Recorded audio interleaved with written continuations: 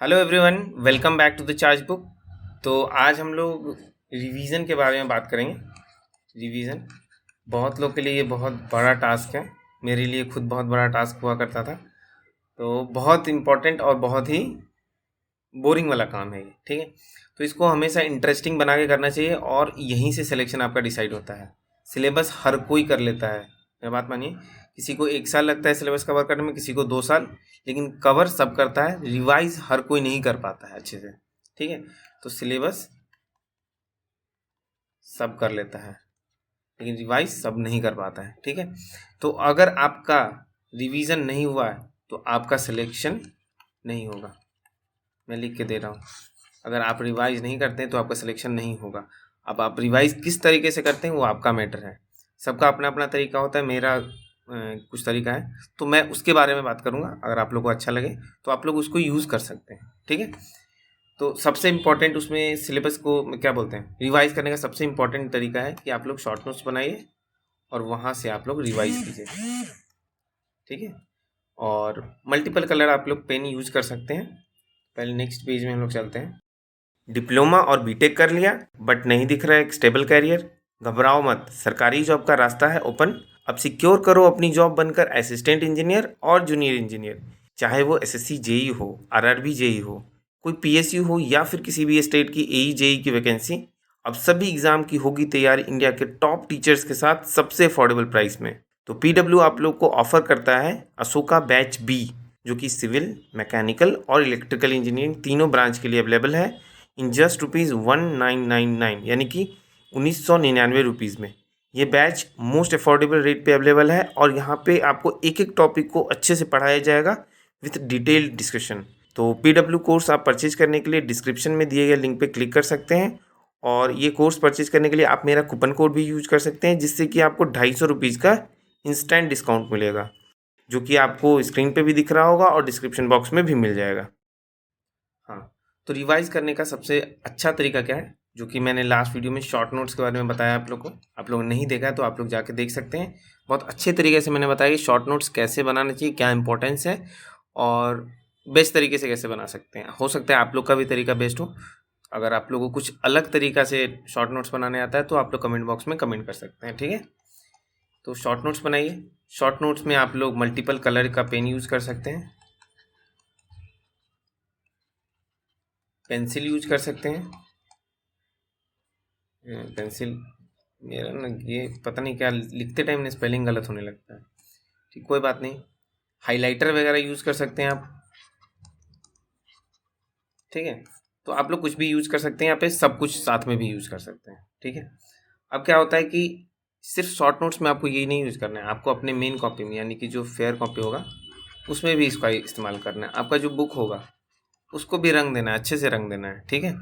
जितना अच्छे से रंगा हुआ होगा उतना ही आपका जो नॉलेज होगा बढ़ेगा। उस किताब जितना गंदा, आपका नॉलेज उतना अच्छा, ठीक है। अब क्या होता है कि डिफरेंट डिफरेंट टाइप का आप लोग को बुक्स में मार्किंग करना है। कैसे रिवाइज होगा, मान लीजिए पहली बार आप बुक पढ़ रहे हैं, मान लीजिए फर्स्ट टाइम आप लोग बुक पढ़ रहे हैं, फर्स्ट टाइम, ठीक है, बुक पढ़ रहे हैं। तो आप जो भी लगता है पहले पेंसिल से कोशिश की, पेंसिल से उसको जो भी इंपॉर्टेंट लग रहा है उसको हाईलाइट करते हुए जाइए, अंडरलाइन करते हुए जाइए, ठीक है।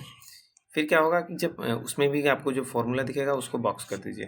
कुछ भी इंपॉर्टेंट चार्ट टेबल वगैरह दिखा उसको मार्क कर दीजिए, ठीक है। नेक्स्ट टाइम आप आएंगे तो क्या होगा, आप रेड पेन यूज़ कर सकते हैं या ब्लू पेन यूज़ कर सकते हैं। उस टाइम आपको काफ़ी कुछ उस टाइम तक आपको पता होगा। तब सिर्फ जो अंडरलाइन वाला चीज़ होगा उसको ही आपको फिर से रेड पेन से करना है। मान लेते हैं अभी हम लोग रेड पेन यूज़ कर रहे हैं, उसको रेड पेन से करना है, ठीक है। यहाँ पे ये इंपॉर्टेंट है, ये बॉक्स इंपॉर्टेंट, इतना ही कुछ करना है आपको। साथ ही साथ जो भी बहुत ज़्यादा इंपॉर्टेंट पॉइंट होगा उसको आप डबल टिक, ट्रिपल टिक, यानी कि डिफरेंट टिक्स वगैरह आप लोग यूज़ करते हैं। इसके बारे में मैंने बताया था पहले भी, मैं इसको ही प्रेफर करता था, star mark, hash tag.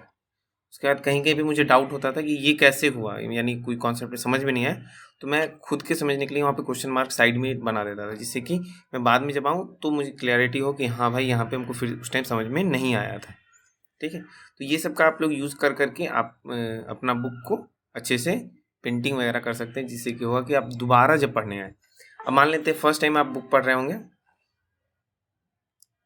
First time आप मान लीजिए बुक पढ़ रहे हैं या फिर कॉपी पढ़ रहे हैं, तो मान लेते हैं अनुमानित यानी कि 4 आवर लगता है।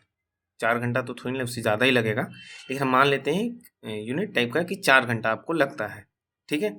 अब 4 घंटा को आप लोग नेक्स्ट टाइम जब सेकेंड टाइम रिवाइज करने आएंगे, सेकेंड टाइम जब आप लोग रिवाइज करेंगे तो आपको क्या करना था, सिर्फ ये यानी कि अंडरलाइन वाली चीज़ को करना था। तो आपका 2 से 3 आवर ही लगेगा, 1 आवर यहाँ पे बचेगा, जो कि मैं यूनिट में बता रहा हूँ। यानी कि अगर आप लोग का 40 घंटा लगता है, यहाँ पे 20 से 30 घंटा ही लगेगा, ठीक है।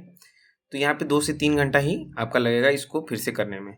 फिर भी आप क्या कर रहे हैं कि इसमें बीच बीच में फिर से आप लोग हाईलाइट कर रहे हैं, तो नेक्स्ट टाइम जब आप आएंगे तो सिर्फ इसको ही पढ़ेंगे ना, सिर्फ इन 3 चीज़ को पढ़ेंगे। तो उस टाइम क्या होगा, आपको सिर्फ 1 आवर लगेगा, यानी कि थर्ड टाइम में आपका टाइम और रिड्यूस होते जाएगा। तो जैसे और एक दिन ऐसा आएगा कि आपका पूरा बुक 1 से 2 दिन में आप लोग कंप्लीट कर सकते हैं, पूरा रिवाइज कर सकते हैं, पूरा बुक आपके दिमाग में होगा, ठीक है। तो वो स्पीड कब आएगा, जब बार बार आप लोग उसको देखेंगे और उस पर पेंसिल से उसको रंगेंगे। और उसमें भी क्या होगा कि छोटा छोटा जो point important data based point या फिर कुछ कॉन्सेप्ट वाला पॉइंट रहेगा, तो उसको आप लोग क्या करेंगे, शॉर्ट नोट्स में लिखेंगे, ठीक है।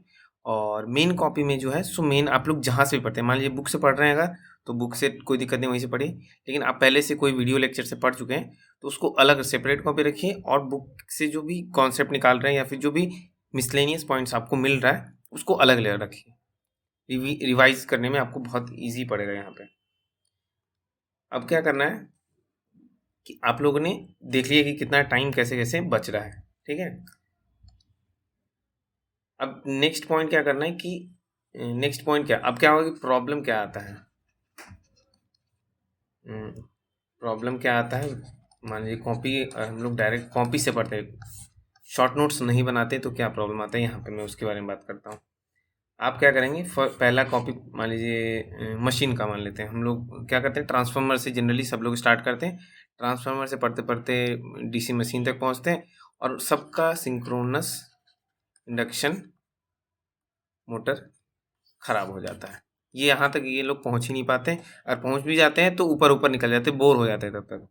लेकिन मेरा क्या स्ट्रैटेजी था, मैं स्टार्टिंग में ही ये चीज़ समझ गया, तो मैं सबको सेपरेट रखता था, और मेरा प्रोसीजर हमेशा उल्टा रहता था। यानी कि मैं ट्रांसफार्मर सबसे लास्ट में पढ़ता था, ट्रांसफार्मर सबसे लास्ट में इसको करता था, और इंडक्शन सिंक्रोनस को सबसे पहले, क्योंकि ट्रांसफार्मर और डीसी मशीन पढ़ते पढ़ते तो बहुत दिन से पढ़ते पढ़ते आपका ऑलरेडी बहुत अच्छा हो जाएगा, ठीक है। तो आपको कोशिश क्या करना है, हो सकता है कि आप पहले एसी मशीन पढ़ते होंगे और डीसी मशीन आपका वीक हो जाता होगा, तो आपको उसी हिसाब से अपने आप को अरेंज करना है। आप खुद को ही जान सकते हैं, आपके अलावा आपको उतना अच्छे से कोई नहीं जानेगा, ठीक है। तो आपको क्या करना है, जो भी प्रॉब्लम आ रहा है उसको अपने हिसाब से सॉल्व करें। हर कुछ का सोल्यूशन, मान लीजिए कि जो प्रॉब्लम मेरे साथ हुआ उसका सोल्यूशन मैं खुद ढूंढूंगा, तो वो ज़्यादा सटीक होगा। हो सकता है मुझे कोई प्रॉब्लम हो रहा है, आपको कोई तीसरा प्रॉब्लम हो रहा, ठीक है। तो आई होप आप लोग को समझ में आया होगा कि रिवीजन कैसे करना चाहिए और क्या इंपॉर्टेंस है उसका। तो चलिए मिलते हैं नेक्स्ट वीडियो में, टिल देन थैंक यू। कोई दिक्कत हो तो आप लोग मैसेज कर सकते हैं, कमेंट कर सकते हैं।